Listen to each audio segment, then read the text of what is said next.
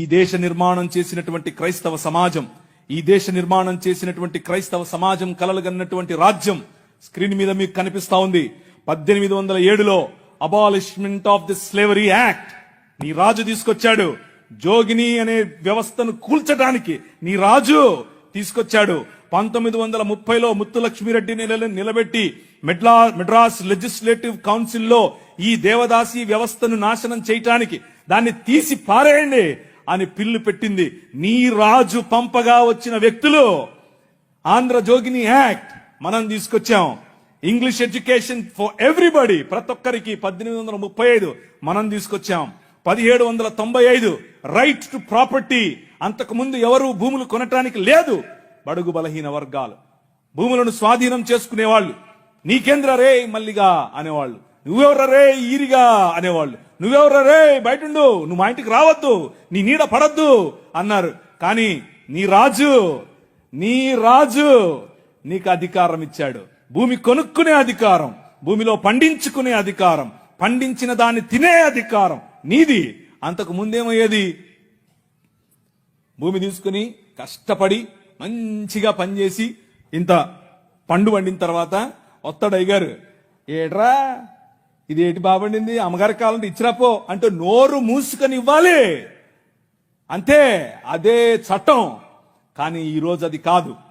నువ్వు పండించింది నువ్వు తింటావు, నువ్వు పండించింది నీ పిల్లలు తింటారు, నువ్వు పండించింది ధైర్యంగా నీకోసం పెట్టుకుంటావు, పొదుపు చేసుకుంటావు. కారణం ఏమిటి?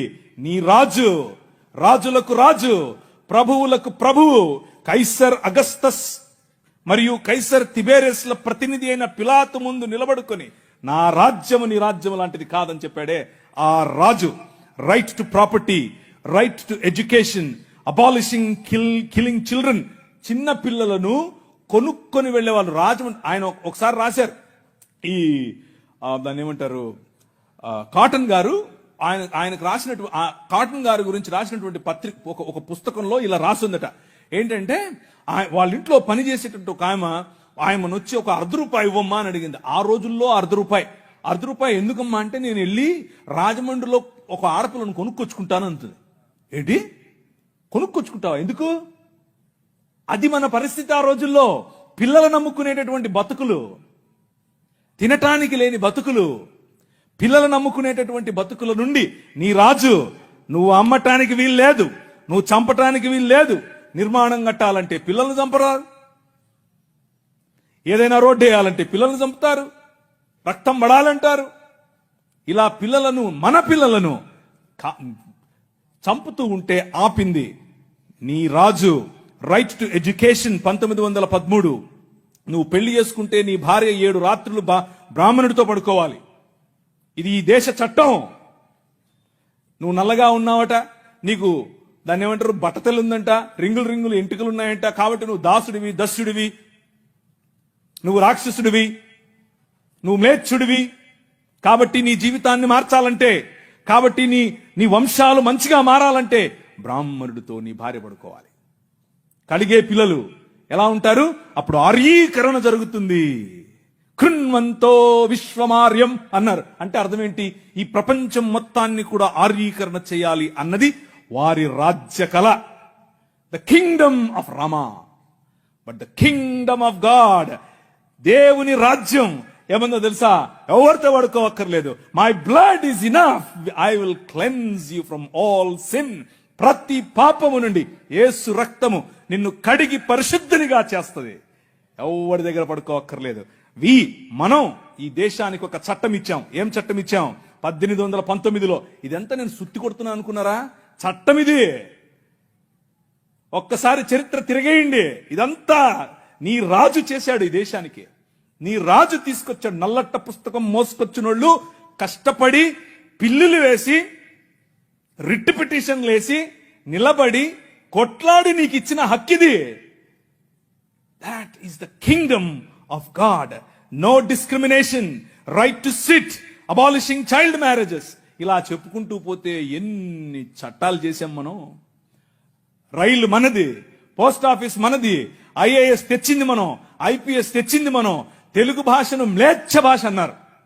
అరే ఏం భాష మాట్లాడుతున్నాడు మ్లేచ్ఛుడా అంటే తెలుగు భాషలో డిక్షనరీ, మొట్టమొదటి డిక్షనరీ మంది మీ నాయన రాజు, ద కింగ్. మనమిచ్చాం. C P Brown, he was a missionary. ఆయన కలెక్టర్ మాత్రమే కాదు, మిషనరీ. తెలుగు భాష గద్య భాగంలో మొట్టమొదటి పేపర్ మనది. తెలుగు భాష గద్య భాగంలో మొట్టమొదటి పుస్తకం మంది. వీళ్ళకు వాళ్ళ సొంత రామాయణం, మహాభారతాలు కూడా ట్రాన్స్లేట్ చేసుకునే దిక్కు లేదు. అది చేసింది మనమే. నిజం చెప్తున్నాను, నేను అబద్ధం చెప్పట్లేదు. మొట్టమొదటి ట్రాన్స్లేషన్ చేసింది కూడా మనమే. వాళ్ళు అది కూడా చేయరు. ఎందుకంటే విద్య పంచకూడదు. వాళ్ళ రాజ్యంలో విద్య పంచకూడదు. మన రాజ్యం అందరికీ విద్య. ప్రతి ఒక్కరూ చదవాలి. ఎందుకు? ఇదిగో నల్లట్ట పుస్తకం కూడా చదవాలి. అర్థమవుతుందా? నల్లట్ట పుస్తకం చదివితే దిమాగ్ ఖరాబ్ అవుతుంది, దిమాగ్ ఫిరాయిస్తుంది. మనిషి వెంటనే మనిషి అవుతాడు. ఈ రాజ్యం మనుషుల కోసం రాజ్యం. ఆ రాజ్యం తలకాయలో నుంచి వచ్చిన వాళ్ళకి మాత్రమే రాజ్యం, భుజాల్లో నుంచి వచ్చిన వాళ్ళకే రాజ్యం. ఈ రాజ్యం అందరి రాజ్యం, అందరికీ సుభిక్షత, అందరికీ పట్టభద్రత్వం. అలెగ్జాండర్ డఫ్ అనే ఒక ఆయన ఎంతమంది విన్నారు ఈ పేరు? ఒకరు, ఇద్దరు, ముగ్గురు, ఒకే ఒక 10-15 ఉన్నాయి. మిగిలిన వాళ్ళు ఒక చెంచా నీళ్లు తీసుకొని దూకండి. అలెగ్జాండర్ అంటే పొరపాటున మీద గ్రీకు ఒక ఆయన వచ్చాడు గుర్రం వేసుకుని, ఆయన అనుకుంటారు కాదు, ఈయన వేరే. అలెగ్జాండర్ డఫ్. ఈయన రవి అస్తమించని బ్రిటిష్ సామ్రాజ్యం పైన ఇన్ఫ్లుయెన్స్ తీసుకొచ్చాడు. ఏం ఇన్ఫ్లుయెన్స్ తెలుసా? నా పిల్లలు చదవాలి, మా భారతీయ పిల్లలు చదువుకోవాలి. వీళ్ళు అన్నారు, ఎందుకు, మాకు అవసరం లేదు, మీ పాశ్చాత్య విద్యతో మేమేం చేస్తాం, మేము మంత్రాలు చదువుతాం. ఆయన అన్నాడు, మంత్రాలకు చింతకాయలు నైరాల్తా హై.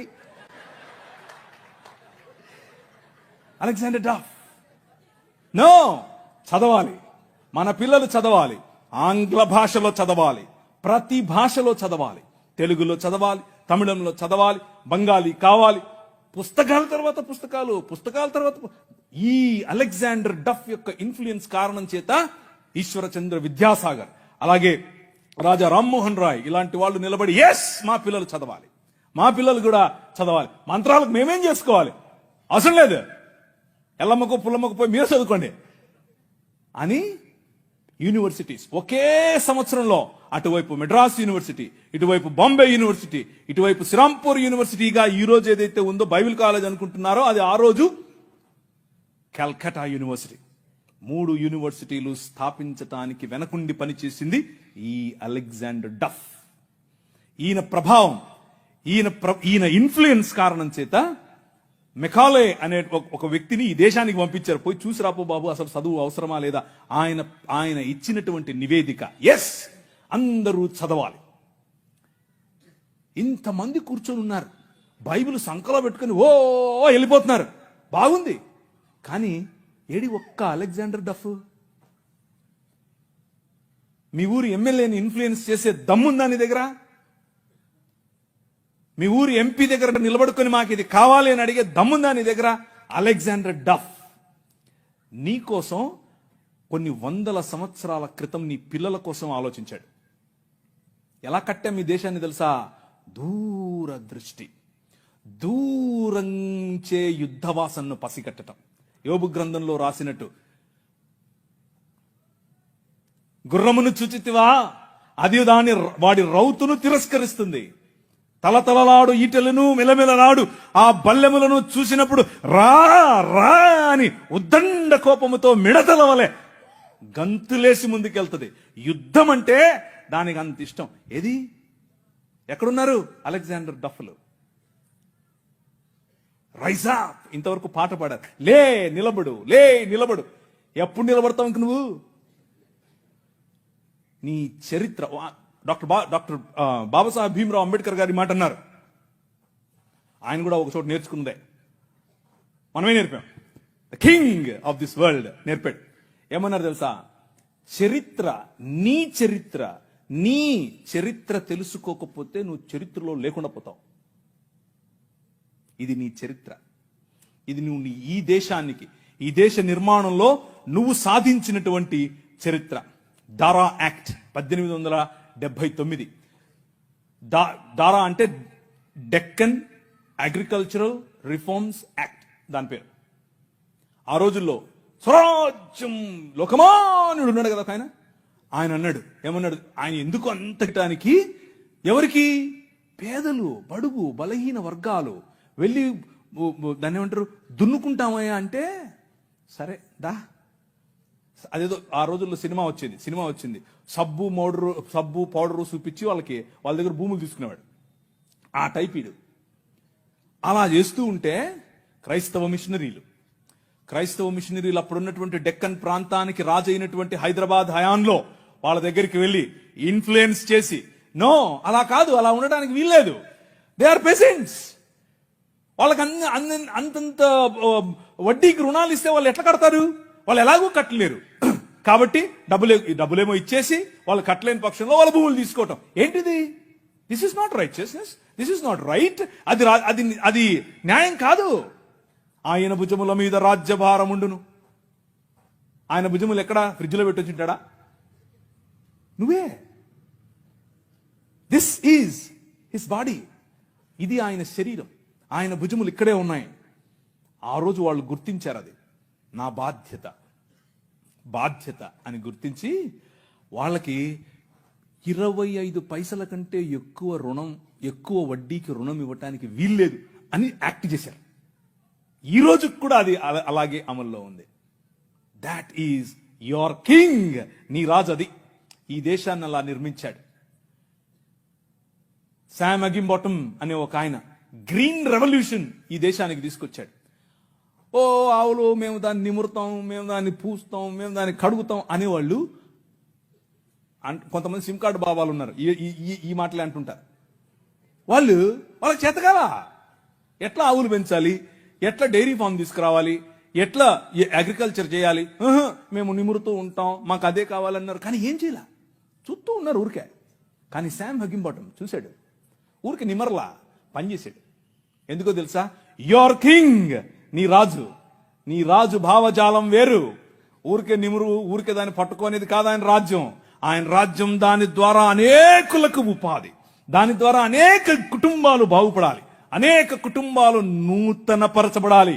ఆయన 21వ అధ్యాయం ప్రకటన గ్రంథం 3, 4, 5 వచనాల్లో సింహాసనాసీనుడైన వాడు ఈ విధముగా సెలవిచ్చుచున్నాడు, ఇదిగో నేను సమస్తమును నూతనపరచుచున్నాను. క్రొత్త ఆకాశము క్రొత్త భూమిగా తయారు చేసేటటువంటి, అగ్నిలో పుటము వేసి బయటకు తీసినట్లుగా ఈ ప్రపంచాన్ని పునరుత్థానము చెందించే పనిలో నిన్ను నన్ను వాడుకుంటున్నాడు. That is your king.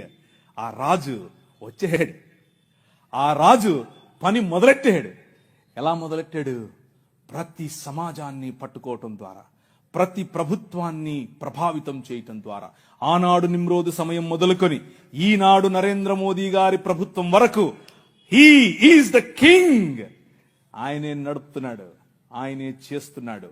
మన జీవితాలను మరింత ప్రభావవంతమైనదిగా చేయటానికి ఈరోజు భారతదేశం అన్ని దేశాల కంటే రిలీజియస్ మైనారిటీస్ పైన ఒత్తిడి తీసుకొని రావటంలో, వారిని హింసించడంలో ప్రపంచంలో ర్యాంక్ నంబర్ 1 మనం. నంబర్ 1 ర్యాంక్ మనమే. మొన్నే వచ్చింది. రిలీజియస్ మైనారిటీస్ అంటే మనమే. మనలను హింసించటంలో భారతదేశం నంబర్ 1. పాకిస్తాన్ కాదు, ఆఫ్ఘనిస్తాన్ కాదు, సోమాలియా కాదు, ఎవరు కాదు, భారతదేశమే. చచ్చిపోయిన వాళ్ళను కూడా గుంత తవ్వి బయటకు తీస్తున్నారు ఛత్తీస్గఢ్లో. ఎందుకు చేస్తున్నారో తెలుసా? ఇదంతా భయం. ఏంటా భయం? వీళ్ళందరినీ మనుషులు చేస్తున్నారు, వీళ్ళందరూ సమానం అంటున్నారు. మనుష్యత్వం, మతం మనుష్యత్వం ఎదుట నిలబడలేదు. భయం దానికి. మతానికి నిజమైన మనిషిని చూస్తే భయం. నిజమైన మనుష్యులను తయారు చేసేటటువంటి దేవుని రాజ్యం, నిజమైన మనుష్యత్వాన్ని ఈ ప్రపంచంలో వెలుగుగా ప్రకాశింపచేయటానికి పిలువబడినటువంటి దేవుని రాజ్యం. ఆ రాజ్యం నిలబడాలి, ఆ రాజ్యం పోరాడాలి, ఆ రాజ్యం భయంకరమైనటువంటి ఈ ఒడుదుడుకులలో కూడా నిలబడాలి. అలా నిలబడటానికి చూడండి 23వ అధ్యాయము 30 నుంచి 34 వరకు చదువుతాను. చూడండి, ద్రాక్షరసముతో ప్రొద్దుపుచ్చే వారికే కదా, కలిసిన ద్రాక్షారసము రుచి చూడజేరి వారికే కదా అని ప్రశ్న 29లో ఉంటుంది. యాక్చువల్గా ఏముంటుందంటే, ఎవరికి శ్రమ, ఎవరికి దుఃఖము, ఎవరికి జగడములు, ఎవరికి చింత, ఎవరికి హేతువులేని గాయములు, ఎవరికి మందదృష్టి అని సామెతల గ్రంథకర్త ప్రశ్నిస్తూ సమాధానంగా ఏం చెప్తున్నాడంటే, ద్రాక్షారసముతో ప్రొద్దుపుచ్చు వారికే కదా, కలిపిన ద్రాక్షారసమును రుచి చూచే వారికే కదా అంటూ 32వ వచనంలో, త్రాగుట రుచిగానుండగను దాని వైపు చూడద్దు, పిమ్మట అది సర్పమై కరచును, కట్లపాము వలె కాటువేయును, విపరీతమైనవి నీ కనులకు కనబడును అంటూ త్రాగుబోతుదనం గురించి, లేకపోతే ప్రొద్దుగూకులు మద్యమును సేవించే వారి గురించి చెబుతూ ఈ మాటలు రాశారు.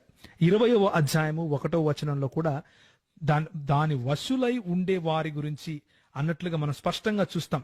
దాని వశమైన వారందరూ జ్ఞానము లేని వారు అంటూ బైబిల్ చాలా స్పష్టంగా ద్రాక్షారసము వశులై ఉండేవాళ్ళు అంటే త్రాగుబోతులను హేయమైన వాళ్ళుగా స్పష్టంగా చెబుతా ఉంది.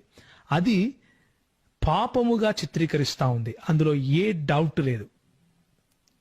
కూర్చున్నటువంటి క్రైస్తవులందరికీ చెబుతున్నాను, మద్యపానీయము మత్తులై ఉండటము అంటే త్రాగుబోతులై ఉండటము, దేవుని రాజ్యమును త్రాగుబోతులైన వారు స్వతంత్రించుకోరు అని చెబుతా ఉంది. కాబట్టి చూడండి 23వ అధ్యాయము 30 నుంచి 34 వరకు చదువుతాను.